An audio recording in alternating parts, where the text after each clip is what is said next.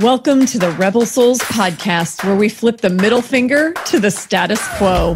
I'm your host, Shelley Paxton, lifelong rebel, liberator of souls, and author of Soulbatical, a corporate rebel's guide to finding your best life. Settle in as we dive deep with badass leaders who are rebelling for what matters most in life, business, and the world at large. I'm so happy you're here. Let's get this revolution started.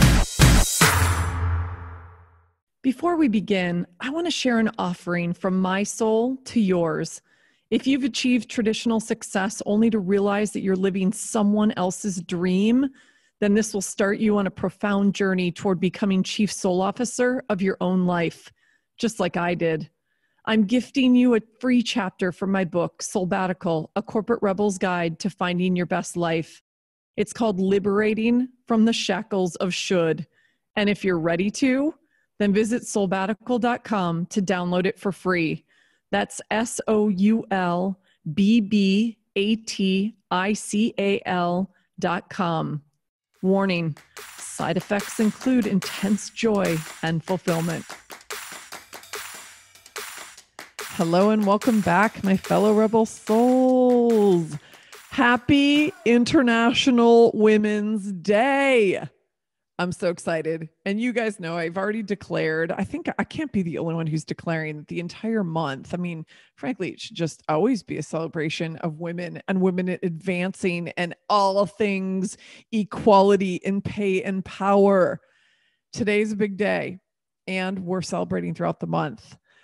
Today is special because, I've got these three badass women who I wanted to bring you in March, International Women's Month, as I'm now calling it. And I really wanted this particular interview to land today. This interview is with Claire Wasserman, who has been out there for a number of years doing incredible work in really rebelling for, her book is called, and her organization is called Ladies Get Paid. So she's rebelling for ladies getting paid, which is basically she's rebelling for equality in pay and power for women. So it feels like a really fitting day to be dropping this conversation. There are so many juicy nuggets in terms of Claire's work and that she highlights from the book in this conversation. And if you're wondering who's Claire Wasserman, I hadn't heard of her either before our paths crossed, and we then all of these crazy things, small world, we know some similar people, and her book was also named on Forbes's list of 21 books to read in 2021, all kinds of accolades. She was on Good Morning America, which we talk about because how could I not? I want to know what that experience is like. Just prepping myself because, the day will come when the Today Show and GMA will come a-calling. We all I'm ready to show up every day like it's recording day and like I'm going to the Today Show. So I want to read you a little bit about Claire because she has such an impressive background. She comes out of, the corporate world, had kind of this awakening around the inequity and just the treatment of women in the workplace, and wanted to become an advocate and started creating these informal town halls where women could come together and talk about how can they, how can we move ahead and start to close that equality gap and support each other in the process. And that ultimately became Ladies Get Paid, which is the organization that she's founded, that she runs. So let me read a little bit about her. So she is an educator, author, and founder of Ladies Get Paid, as I just said, a global community and educational platform that champions the professional and financial advancement of women. She's also the producer of a podcast, or the producer and host, I think, of the podcast, John Hancock's podcast called Friends Who Talk About Money. So if money's a thing and this all resonates with you guys, please go out and check out her podcast. Not only buy the book, check out the podcast. But she's basically traveled the country teaching thousands, I think now it's hundreds of thousands of women how to negotiate millions of dollars in raises, start businesses, and advocate for themselves in the workplace. She was even named as one of Entrepreneur Magazine's 100 most powerful women. And she's a highly sought out expert for, Fortune 500 companies to go in and talk to these companies about diversity, equity, inclusion, and belonging. She's spoken at, the who's who, the Facebooks and the Nikes and even the city of Los Angeles. She's spoken at Harvard. And actually, she said, we talked in this interview about the fact that she was just asked to go and speak with the Wall Street Journal as well. So there's really cool things. You guys will get a better sense for what she speaks on. The thing I love about this is it's practical. We talk about the mission she's on, and then she breaks it down. What does this mean for us? How can we change our behavior? How can we support each other? What can we be a part of? And her book is literally a resource. It is a practical guide, even more in depth than mine in terms of here's what you can do. Here are steps you can take. And then at the back, resources for how we can become bigger advocates for systemic change. Yeah, just really amazing stuff. This is a woman we all need to know. All of her, all of the links and where you can find her and her book and her work and the kinds of talks that she does. If this rings true and you want to bring her into your company, I loved this, and there couldn't be better timing. I am most definitely going to see Claire for a coffee when I get back to LA. And she is doing big freaking work in this world that will benefit all of us. This is the rising tide metaphor. And that's what we're doing. We're rising the tide. So ladies get paid, and we see more women in senior executive roles and getting the pay and the respect and the power that's well deserved and really hard earned. So I hope you are incredibly inspired by what she does, and it'll help you break your own barriers, own your worth, take command of your career, and just step up and own your power in a way that maybe has felt really hard to do to date. So I'm excited. Happy International Women's Day. This is my gift to you. Step up, own your power. Let's support each other, and let's get more and more women in a place of in the senior boardrooms and in the important conversations across all kinds of companies, large, small, medium size. I'm super excited. So let's dive into my conversation with Claire. Enjoy, you guys.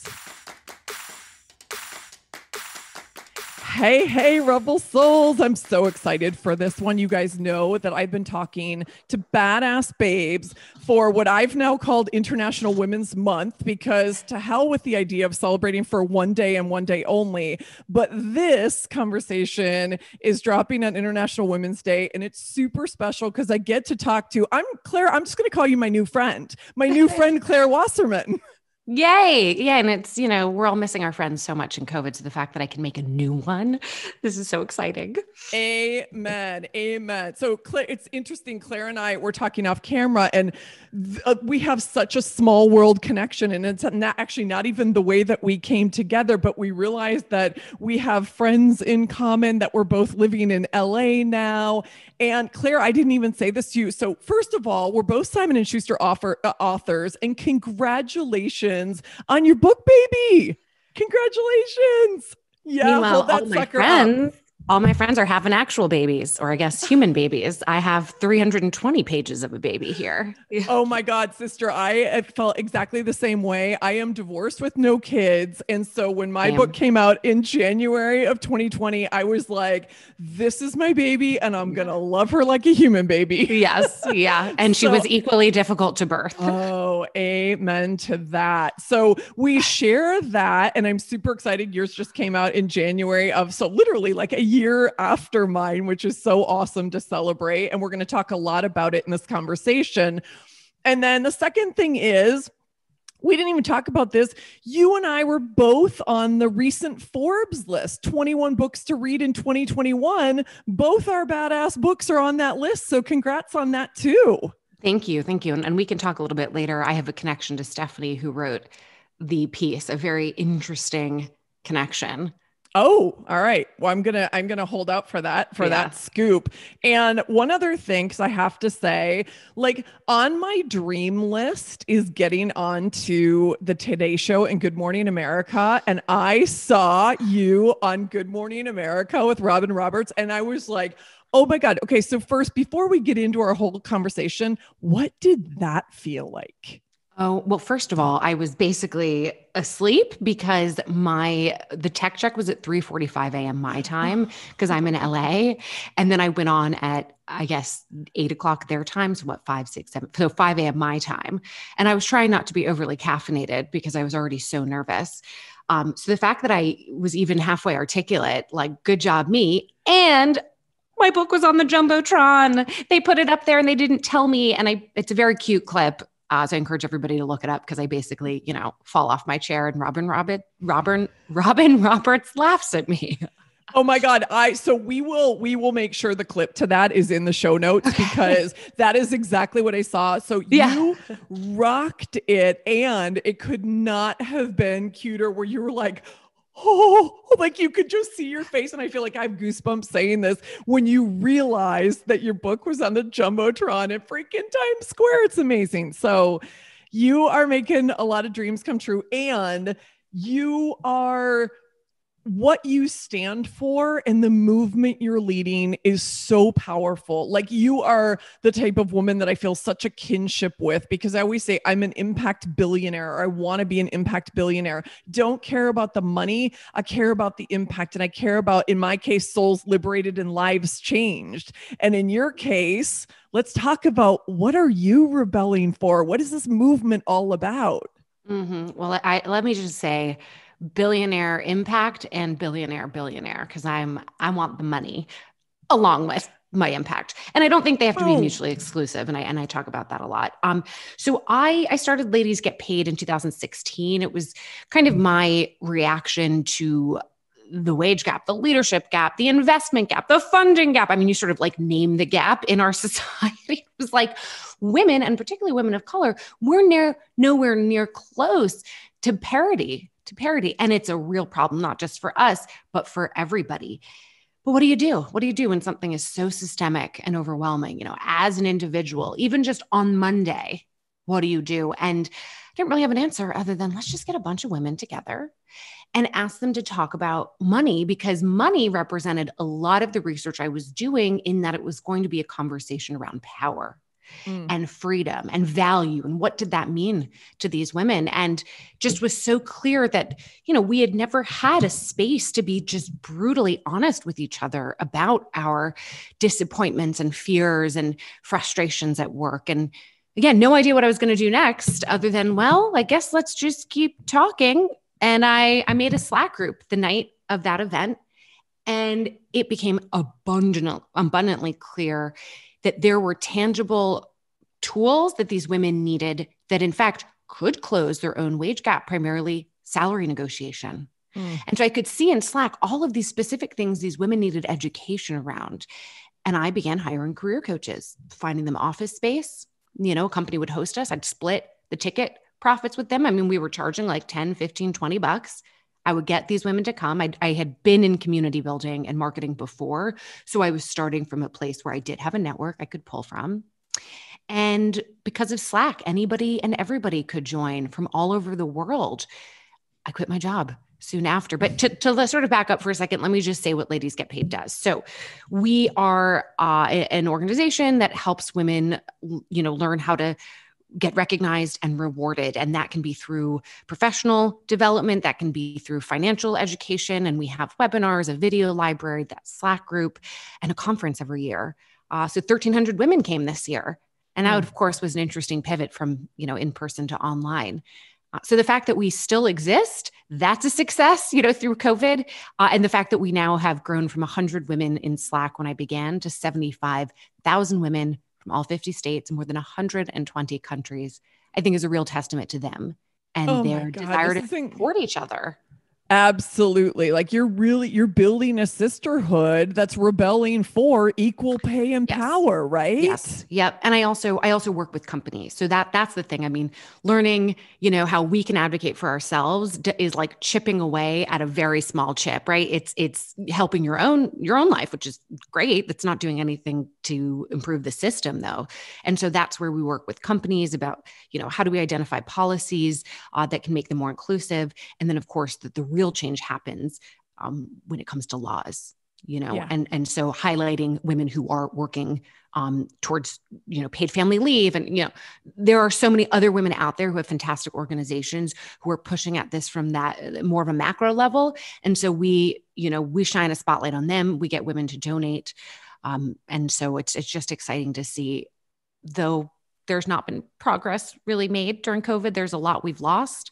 I'm feeling pretty optimistic. I think there's a lot people are doing. Well, let's talk about that for a second, because one of the things I had written down as I was thinking about what you're doing in the world and what, the trails that you and Ladies Get Paid as an organization are blazing, it is right now feels like a really important time to be having this conversation, because women are losing jobs since the pandemic started at like an unprecedented rate. I think I actually heard you who cited the number, like 5.4 million jobs lost since the start of the pandemic, specifically to women. Yeah. Well, I know last month it was 140,000 jobs that were lost, entirely women. And actually there are people getting hired. There are people getting raises, but they're men. So movement is happening. It's not all downward for everybody. So that I want to make that clear. Yeah, but it feels like because of those statistics last month and what's been happening over the past year of the COVID-19 pandemic, like this is a really important time to be having this conversation, like helping us as women understand, how do we advocate for ourselves, right? How do we advocate? How do we negotiate? How do we step into our power? All the things. That's one of the reasons I loved your book, because we'll get into some of the tips. Like your book is so practical. It's a really powerful story about how we can all stand together and how we can lead systemic change. And it's also a practical guide and a handbook of like how each one of us can do this in our own lives and in our own careers. So kudos for that, because I want everybody who's listening right now, like fellow Rebel Souls, like this is one you want to pick up, because it really truly is a handbook to us fighting for that equality and fighting, in pay and power. I love how you say that. But Claire, I want to take a huge step back and say, how did you even get into this? So we know this has been a thing for a very long time. And it's kind of like racism. I recently had a really powerful conversation on this podcast with Justin Michael Williams, who's on a mission to end racism in our generation. And what was interesting is I kind of drew a parallel to what you're doing with women and equal rights and equal pay and equal power, that this is something that we can make happen. And we can make this happen now, right? Well, we joke that the kind of work we're doing is we're trying to put ourselves out of business, right? I wish I never had to do this. That's very optimistic of him to say ending in this generation. Listen, progress is not linear. It's like you take one step forward and then you take two steps backwards. I think we've seen that even with just like who's in office. So it does require strategic, you have to be strategic, but also just commitment and vigilance and momentum. And how do you get people to be positive about this too, right? Because it can all be so depressing. Yeah. And so that's interesting too, and it's oftentimes just celebrating the little wins. Little wins, just speaking up in a meeting. If we all did that, right, there's a domino effect, or there's a sort of, we're all moving the needle in some way. It's small, but together, the collective is powerful. I just want to say one thing about the 140,000 jobs that were lost, just so people understand some of the nuances here. Most of those jobs came from service workers. Okay. So these are literally high touch industries that have just been shut down because of the pandemic. Think about nail salons, right? The hospitality, right? So those industries tend to be filled with women, particularly Black and brown women, and oftentimes hourly, and they don't have benefits. Okay. So this is a group of people who were already very vulnerable. And then the other side is women who maybe were full-time, kind of white collar workers, but wait, they're the default caretakers. And so if kids are staying home from school, who now has to homeschool them? So they may choose to take a step back, but I call it a forced choice. And then the last part is, and there's like, obviously, you know, the discrimination, which is, can she really do it all? We know, you know, she distracted helping the kids. And so that's not on the choice of the woman. That's the employer saying, I'm not going to give her the raise. And maybe she goes, well, we can't afford it. I have to stay home for the childcare. And so this is also an economic decision that comes from a bit of the discrimination. But that's where the work that all of us can do, it does have to come in different parts, right? So because it's the service workers, I would encourage everybody to look into One Fair Wage, Ijen Poo, you know, who's really working towards, protecting hospitality workers. And so I always want to say, I want to make that clear. And what we do is really, how do you grow your bank account? And that begins with getting a raise, which of course begins with doing work that gets you visible, doing work that impacts the bottom line. And then it's, okay, now you got the money. How are you going to grow the money? So that's where Ladies Get Paid is really, really focused. But when you hear those horrible statistics, I really encourage everybody to look for the organizations that are going after the public policy. So I want to say that over and over again, because I think a lot of us are just feeling really helpless now. But there are things you can do, like giving $5. I love it. And you've got some great resources in the book. So again, when you read the book, you'll see in the back, like I just thought it was brilliant. Like you have a beautiful resource guide there for, you know, to take action, right? So for the whole book is about how we can do it for ourselves, right? How we can do it together. And then there's a whole resource guide on how we can literally start to influence policy and law, like you're saying, which I love. So thank you for that. So a couple of things, because I want to get into the nuts and bolts of the book. I would love our community of rebel souls to get some really juicy nuggets out of this, but I feel like I'd be remiss in not allowing you to share a little bit of your story of what led you here, because I was intrigued by that in the book. I kind of came out of, you know, similar 26 years in the corporate world, a lot of the same kind of events that you described, where it was like, oh my God. Right. So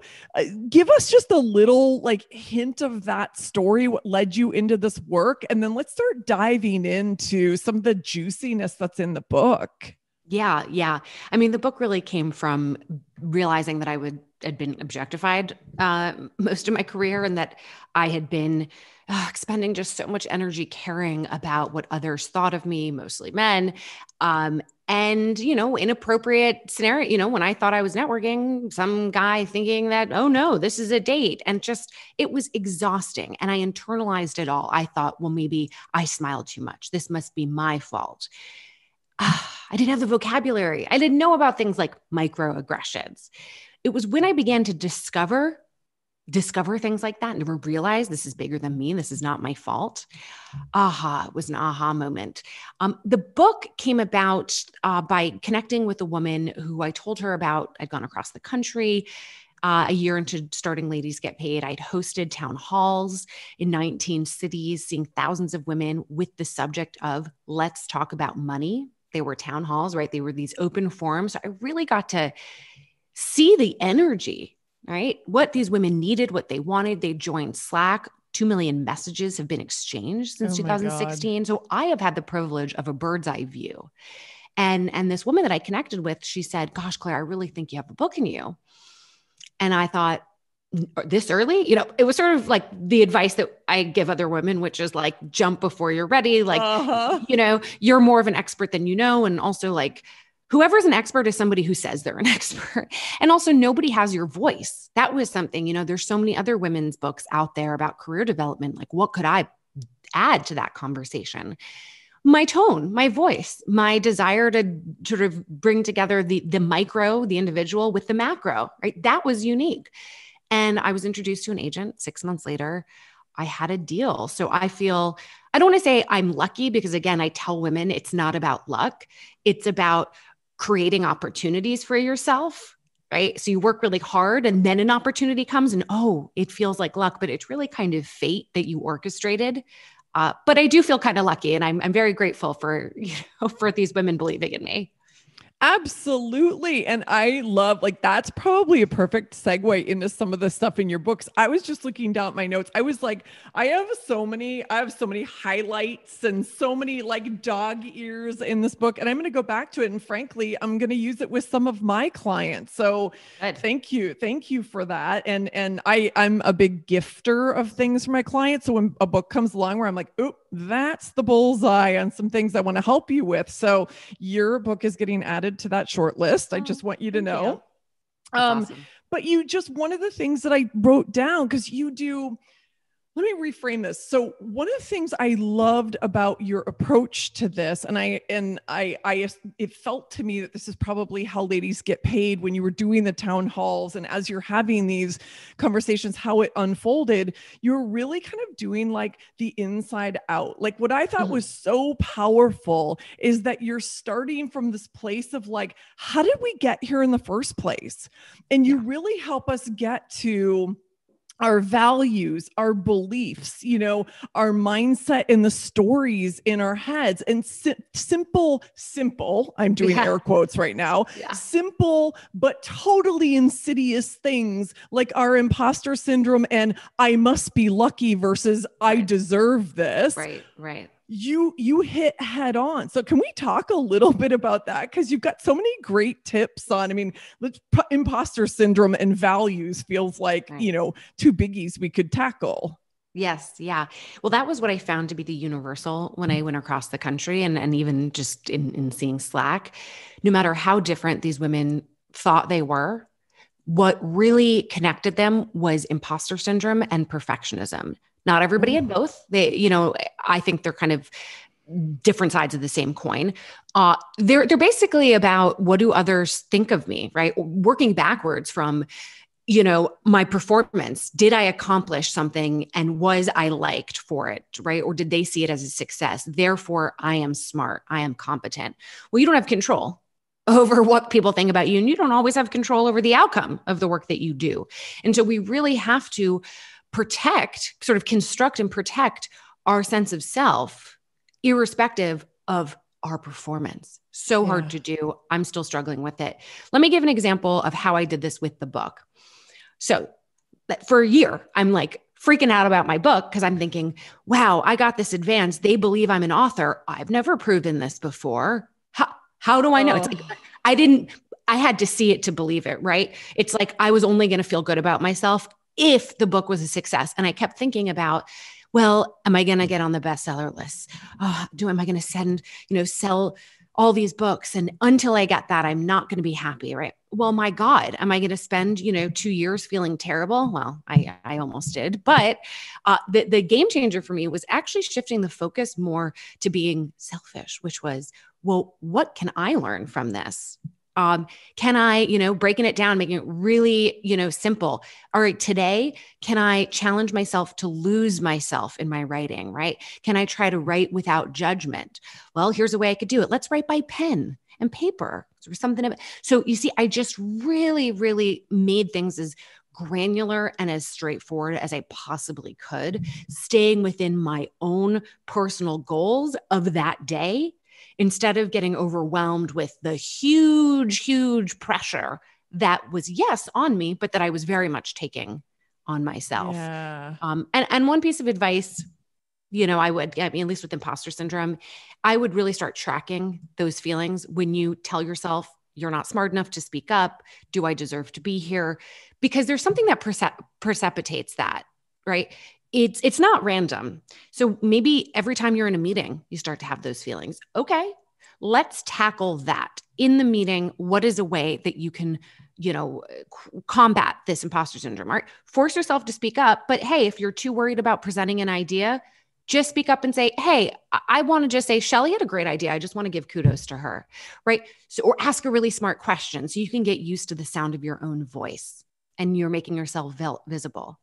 But you only know to do that is if you've really broken down when, why, and where, and maybe who precipitates those feelings of imposter syndrome. So that's one piece. I'm going to talk about perfectionism real quick because I brought that up as kind of the other side of the same coin. Why do you think imposter syndrome or perfectionism is helping you? We do not do things unless we think in some way they're helping us.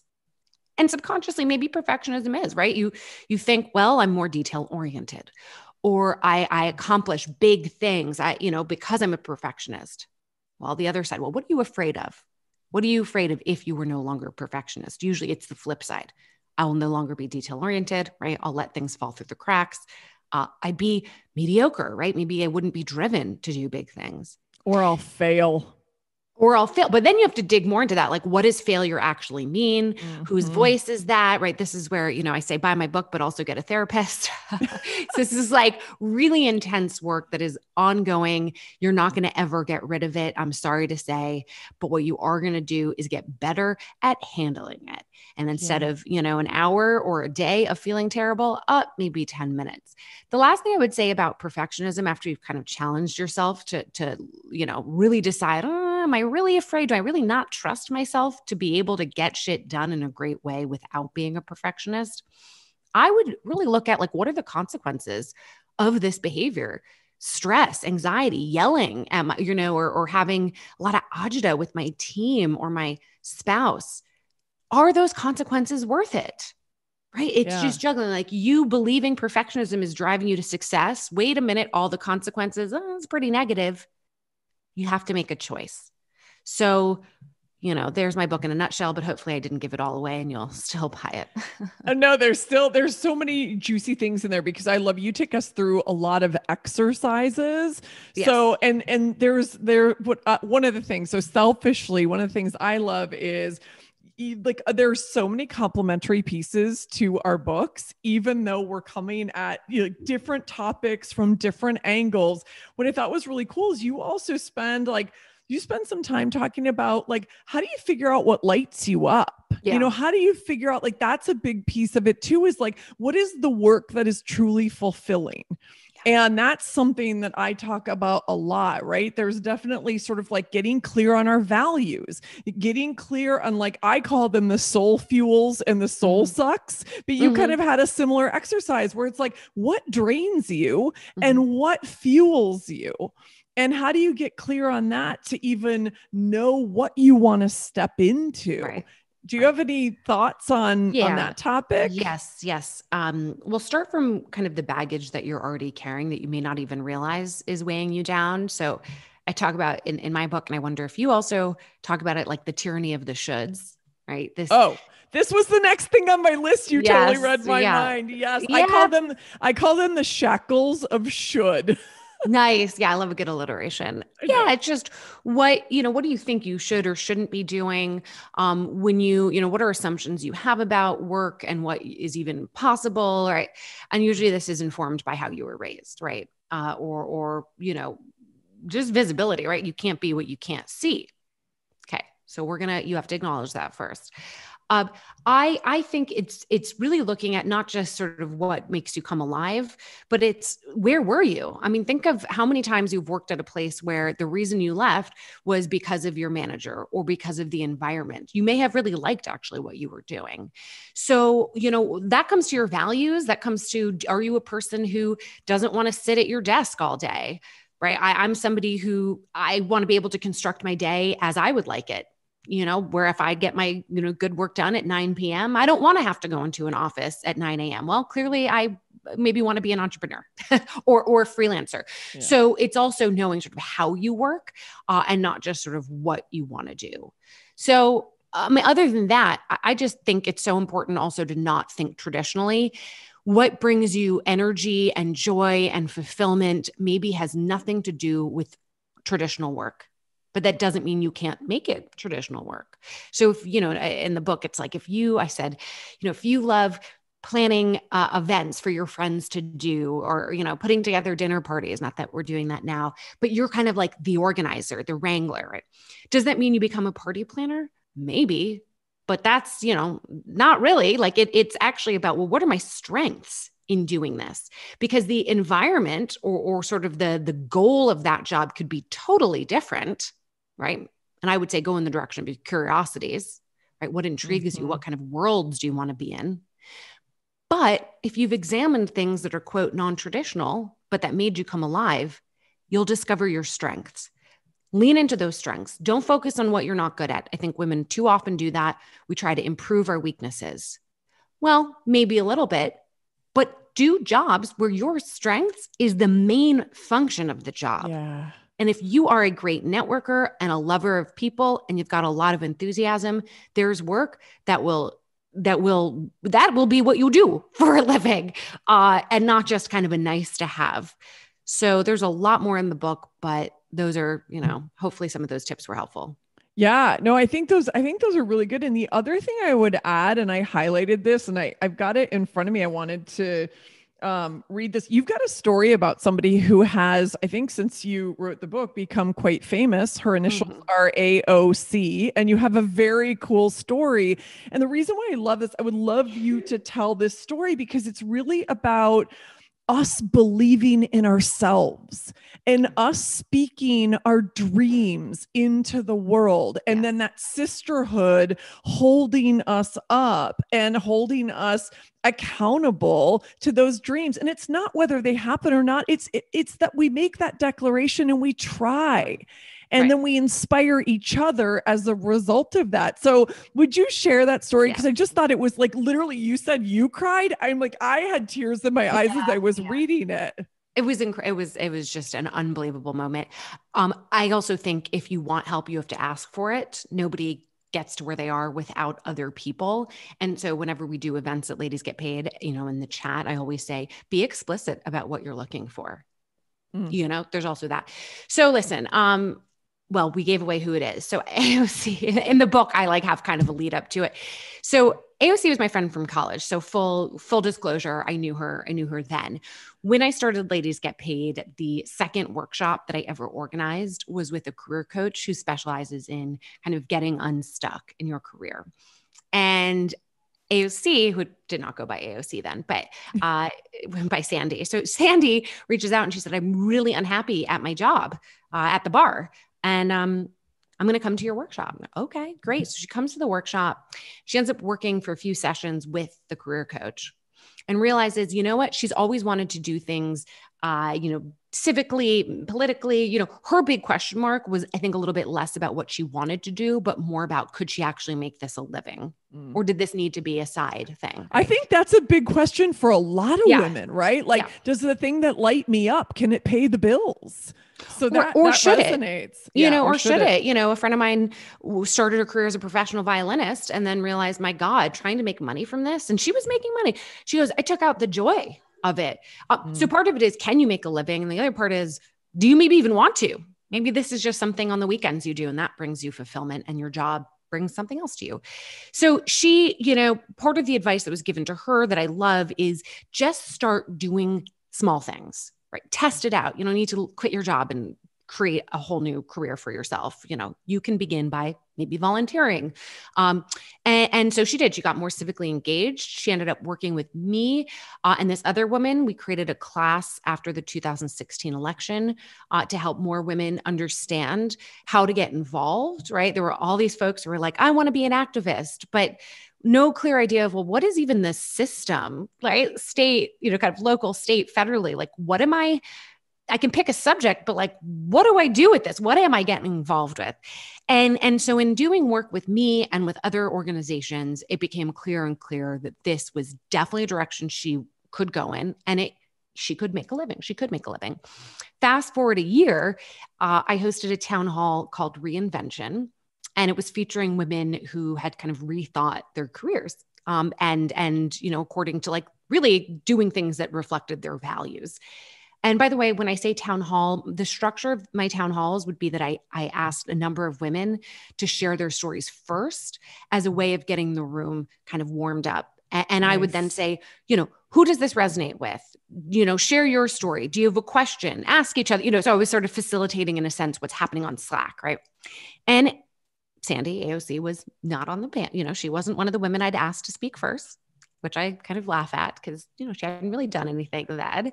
But she's in the audience, there were 100 women there. And she stood up and she said, I have always wanted to run for office, but people who look like me don't run for office. But I'm telling you, I'm going to do it. I'm going to run for office. And we all cheered. I cried because I knew her, right? And I knew we all cheered because the chance that she was going to win was so slim. She was going up against like a 20-year incumbent, a white older man. But that's what was so incredible is how brave she was to state her intention to do something where she might not even get it. And if she can do that, imagine, you know, we should all go for our dreams. There's nothing to lose, literally. And there's, you know, she would never regret it.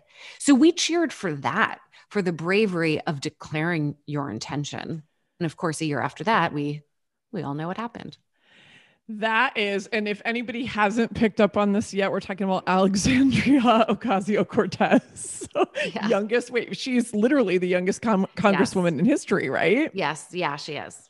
Unbelievable. So I love that. And I love the point that you made. And I want to pause on that point because literally everybody listening to this right now, women, we're largely women in this community, but we've got men in this Rebel Souls community as well. Like, let's pause and think about that. Declare, like, what is your wildest dream?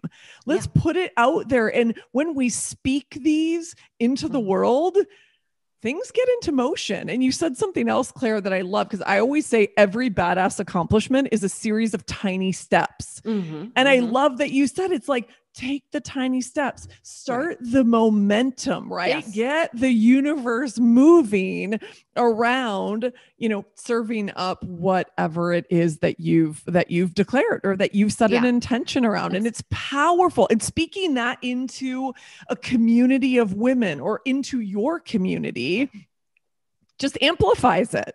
Yes. And that's how I've done everything and anything in my career.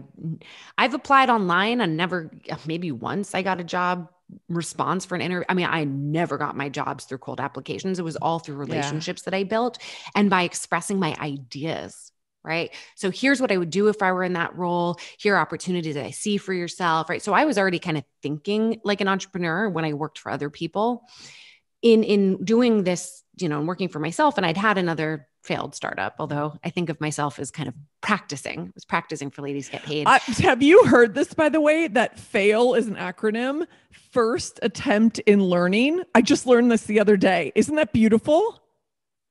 Oh my, you just blew my, who said that? Because I want to give them credit. Although if you don't know, I'm going to give you credit. She was the woman who was citing it is in my community. And I can't remember which woman it was, but she said it was from somebody else who she didn't cite. So I don't know. You do not have to give me credit. I say pay it forward. First attempt in learning is I think it was a woman named Laura Fink, who's actually big in politics. She's incredible.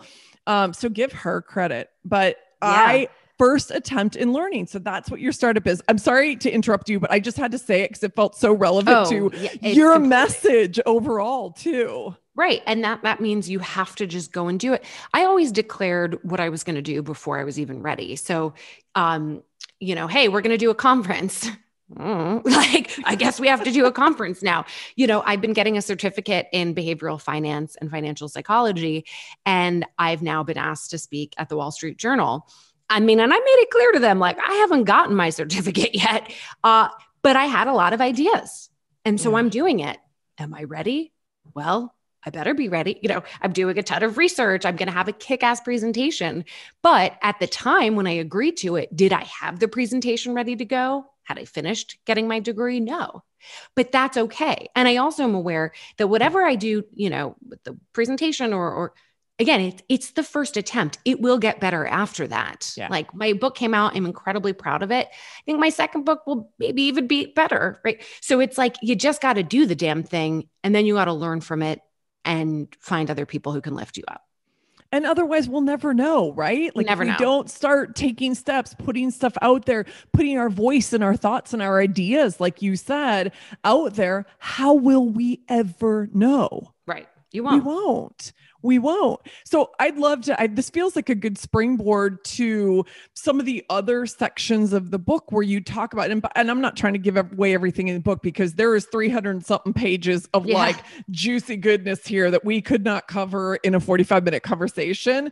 But it feels to me like you're sort of getting into like, how do we express our voices and how do we stand in our power? And it feels a little closer to, I know a big topic for you is often negotiation, because that's where we as women, like, I know, like I was just sort of always like, oh my God, okay, what am I worth? Oh, they'll pay me what I'm worth, hoping that they figure it out. And it's like, no, absolutely not. You've got to be super proactive. So I'd love to hear some of your thoughts on that topic, especially for women who are out there now looking for work and, or, looking to continue to, make strides toward the top.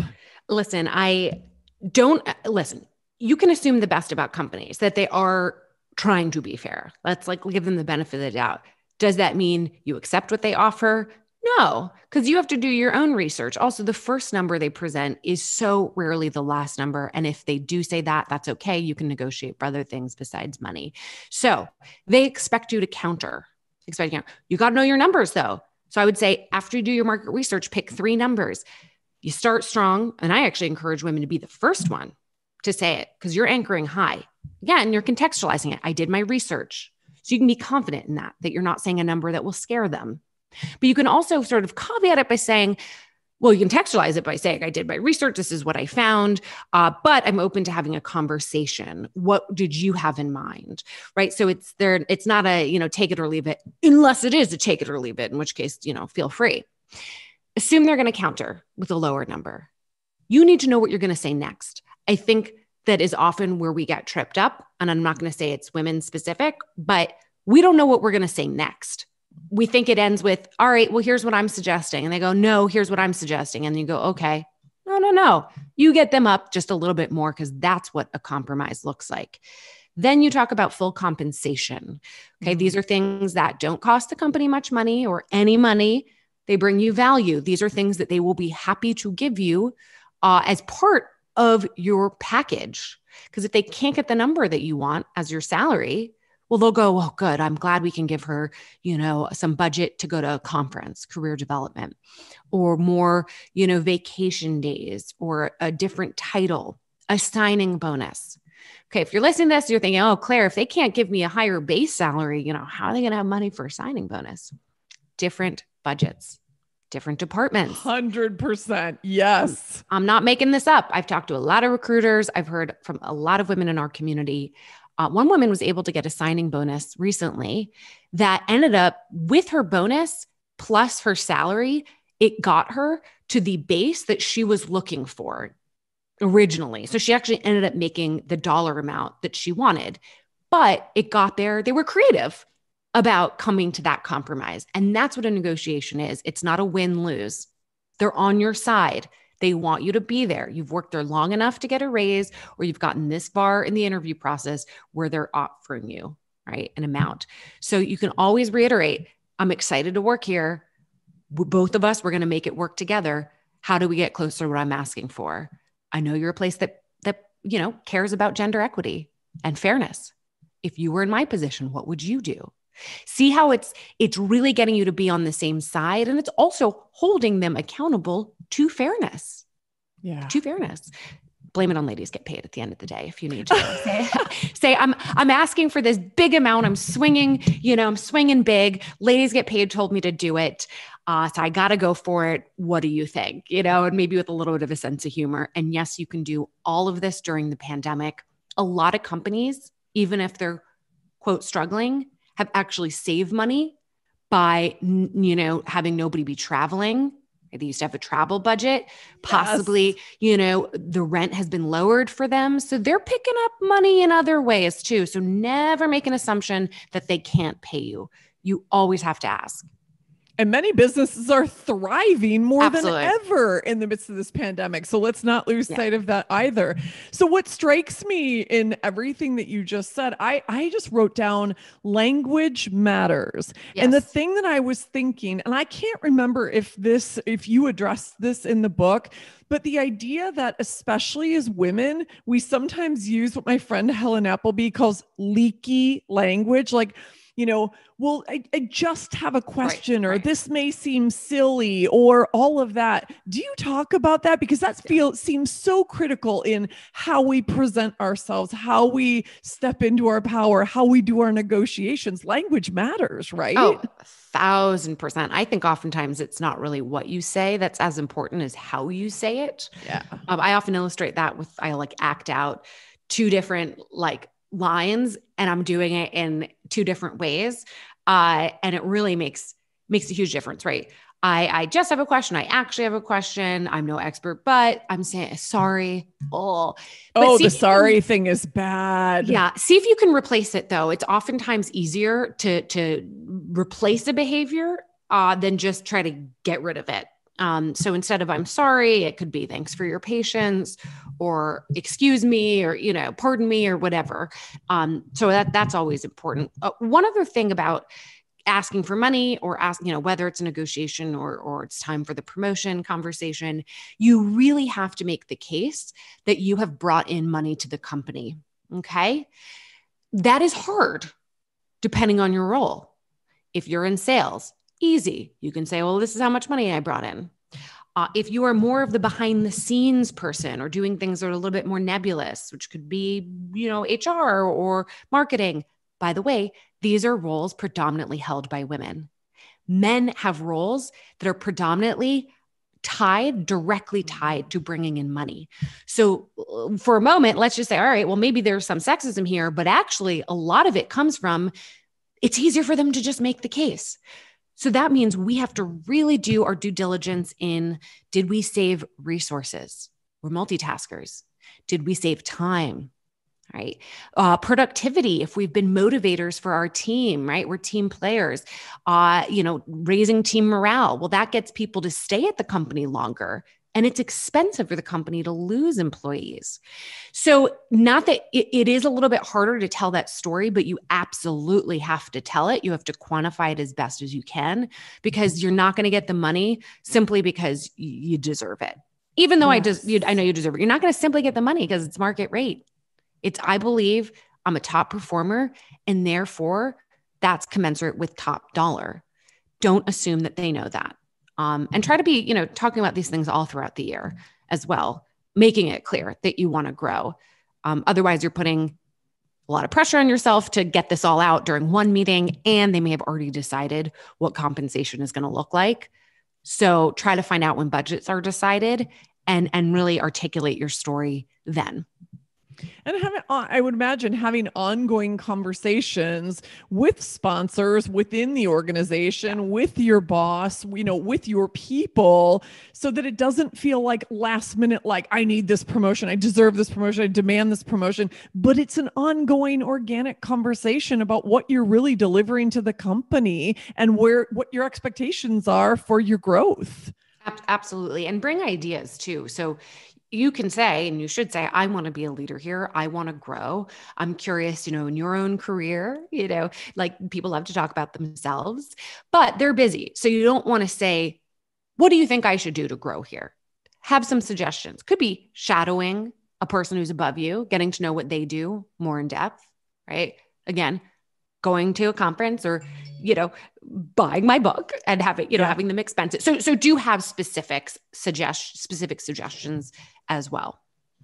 I love that. So I guess I kind of want to wrap up here, and then I want to talk, just end with like the kinds of work that you do in the corporate world, because I have a lot of people in this community who either are from or still in the corporate world who might be looking for what you've got to bring in. So I want to make sure that we talk about like what kind of topics do you go in and address. The thing that I want to I guess say first, I'm curious your thoughts.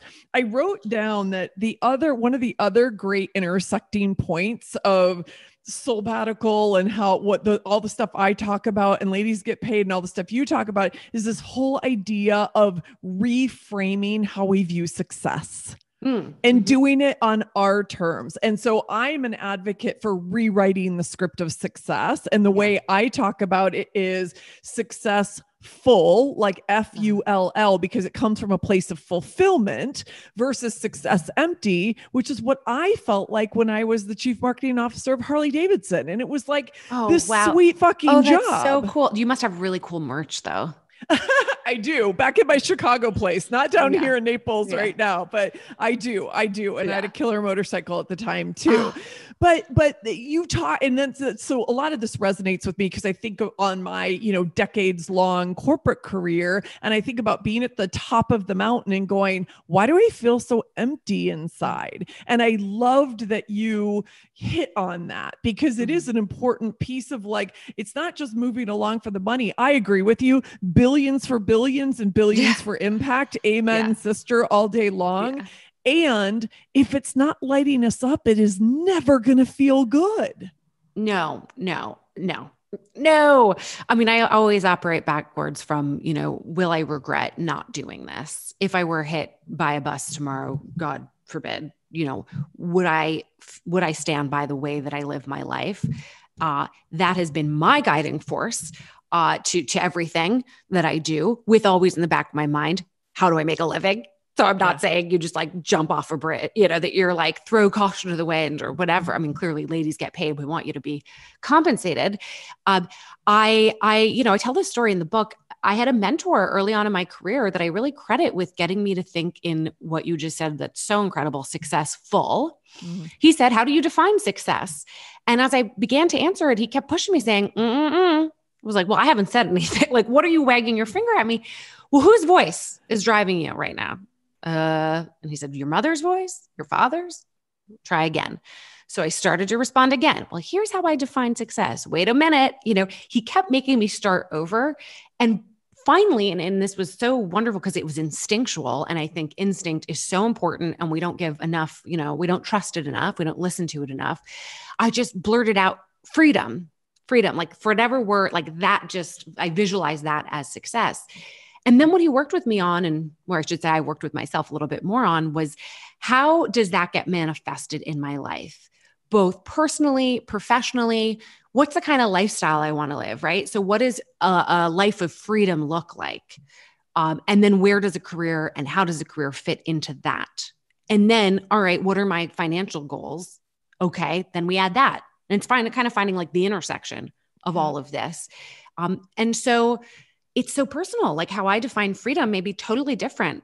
Maybe for another person, it's like really financial freedom and they want to make a lot of money, but they're okay, trading time. Maybe they're okay with working, at their job for many, many hours a day because their payoff is going to happen when they're a partner. But they've looked at their life and they go, okay, well, I know that's going to happen in 10 years. I'm okay.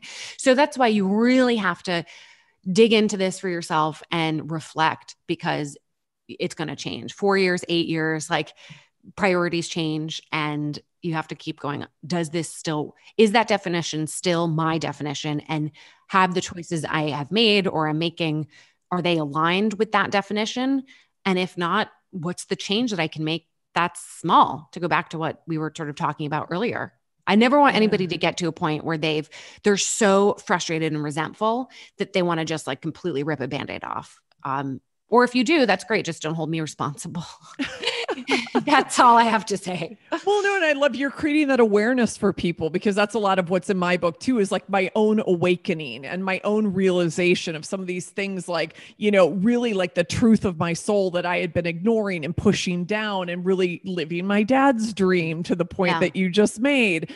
So I wanted to hit on that point because I just wanted to hear your I want to hear your perspective. I love the story that you shared. And it's a reminder to all of us, like we can frame success on our own terms. Yeah. Your success is going to look different from my success is going to look different from anybody else's success who's listening to this right now. And that's okay. That's beautiful. That's what we want it to be. So I wanted to put a finer point on that. So thanks for going there with me. Now let's talk about what kind of work do you do in corporations, and then how can people find you? Because I know a lot of people are going to find this very, very, very juicy. Oh, good. And I'd love to continue teaching. By the way, I have received more requests to teach and to speak at companies during the pandemic than I ever had before. So clearly they do have some budget. Okay. They do have some budget because yes, I do charge. And I'm going to be teaching at NASA.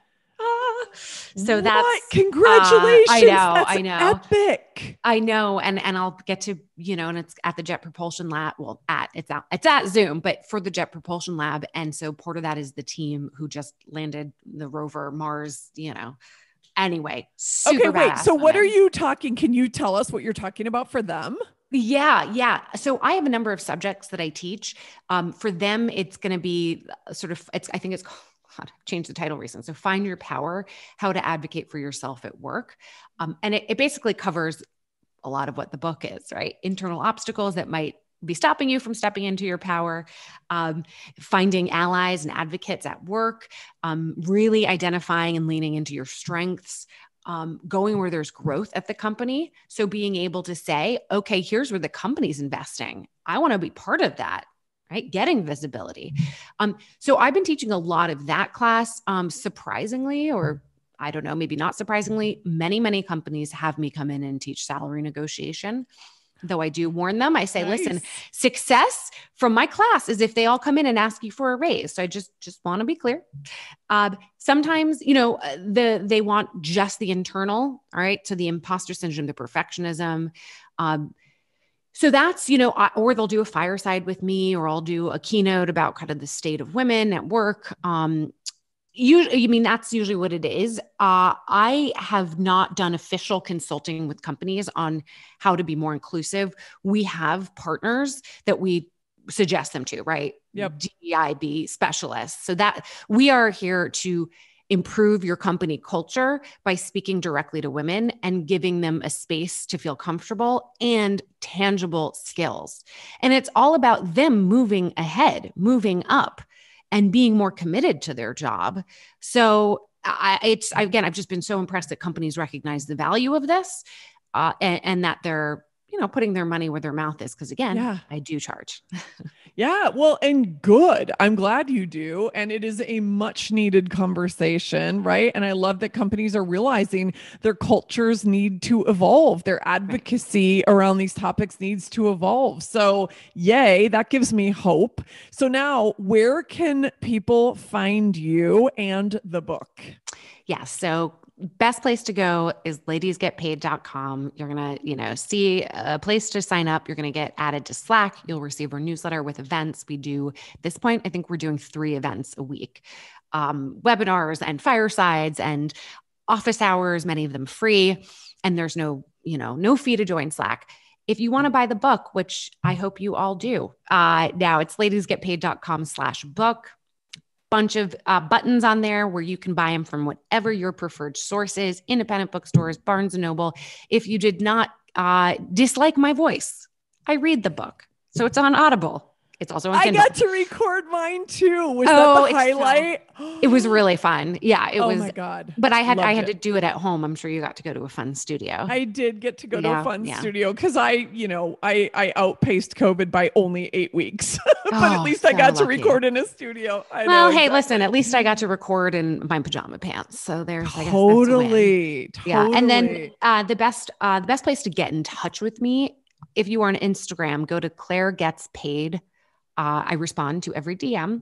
If you do not have Instagram, that's unusual, but you could email me at Claire@ladiesgetpaid.com, and you spell Claire, Claire, But Shelley, I'm sure you're going to put all this in the show notes. We will put every last bit of it in the show notes, but I wanted you to speak it out loud, and we'll make sure it gets in the show notes. And I could talk to you all day long. I know you've got a busy schedule, and I can't compete with the likes of GMA. I am so proud of you, girl. I just have to say, like, one, bravo. This is amazing that you're just continuing to carry this torch, and it's getting bigger and bigger and bigger, and it's global, and now it's a book, and I can't even wait to hear what it becomes next as this movement, gets toward 1 billion. Yeah. Wow. I, by the way, for everybody listening, if you're feeling as overwhelmed as I am hearing all this, I'm a big believer in naps. Okay. So build a movement while also taking breaks. So I just want to be clear. I'm a nap taker throughout. Oh my God. I love that. I love that you said that. I actually was feeling, with my personal family situation this morning, everything, I was feeling so overwhelmed. And I was like, you know what? I don't need to do my first meeting of the day. Instead, I'm going to go walk outside because I'm in Florida, and it's a silver lining to the situation. Mm-hmm. And I'm just going to do like, a walkatate, which is sort of like walking meditation. And it was beautiful. So I agree. Walks, naps, get in nature, meditate, breathing, do whatever like gives you that breathing. Deep breathing and box breathing are two I'm a big fan of. I love that we ended on that. I feel like you are a soul sister. I cannot wait to connect with you after this. And I'm really honored that you came on. Thank you so much. Yeah. IRL. Well, I'll find you in LA.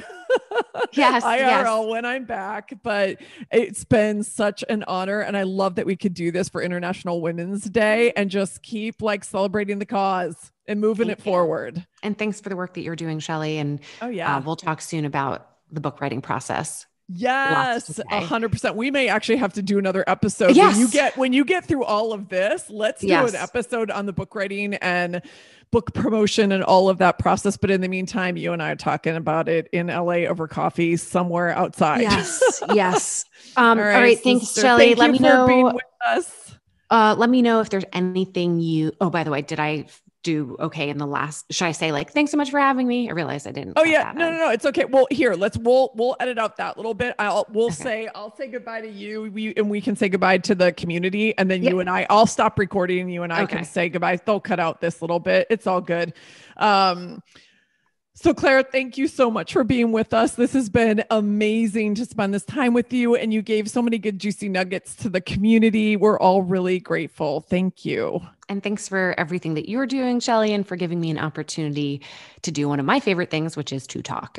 So I appreciate it. Oh, another thing we have in common. Yeah. I love it. And Rebel Souls, thank you for tuning in. Thank you for supporting and advocating for women, and for all of us standing together as a sisterhood with the men who advocate for us as well.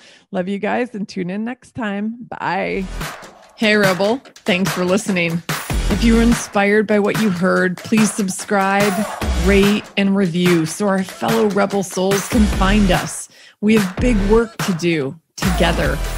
And if you want to dive deeper, head on over to my website at soulbatical.com and follow me at Soulbatical on Instagram. Until next time, stay bold, brave, and badass, and never stop asking, what am I rebelling for?